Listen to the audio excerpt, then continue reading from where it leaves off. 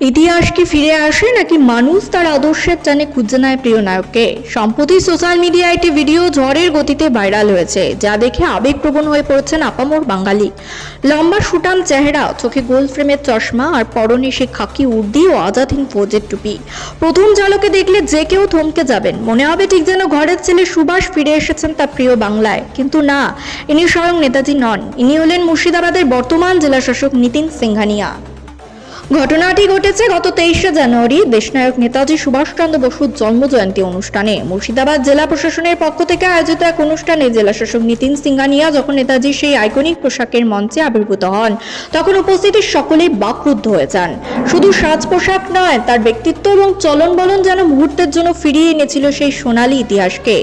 জেলাশাসকের বিশেষ শ্রদ্ধার্ঘ্য দেওয়া ছবি ও ভিডিও নেট দুনিয়ায় আসতেই তা এখন মানুষের মুখে মুখে। নেটিজেনেরা বলেছেন, এ যেন ঠিক নেতাজি আবির্ভাব। কেন তিনি এমন সাজে ধরা দিলেন? এর উত্তরে জেলাশাসক নিতিন সিংহানিয়া জানিয়েছেন, আজকের প্রজন্মের কাছে নেতাজির আদর্শ এবং তার মহান ত্যাগকে আরো উজ্জ্বলভাবে তুলে ধরতেই এই ক্ষুদ্র প্রয়াস।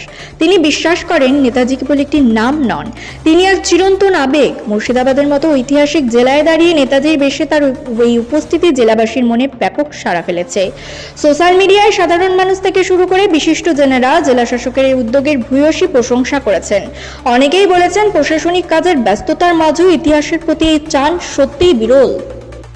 বর্তমানে যখন সোশ্যাল মিডিয়ায় বিতর্কের শেষ নেই, ঠিক তখনই নিতিন সিংহানিয়ার এই দেশপ্রেমের রূপ মানুষের মন জয় করে নিয়েছেন। তার এই অবিকল লুক আর আন্তরিক শ্রদ্ধা যেন প্রমাণ করে নিল বাঙালির হৃদয়ে আজও অম্লান নেতাজি সুভাষচন্দ্র বসু। জেলা শাসকের এই পদক্ষেপ কি কেবলই সাজ, নাকি আগামী প্রজন্মের কাছে দেশপ্রেমের নতুন এক বার্তা?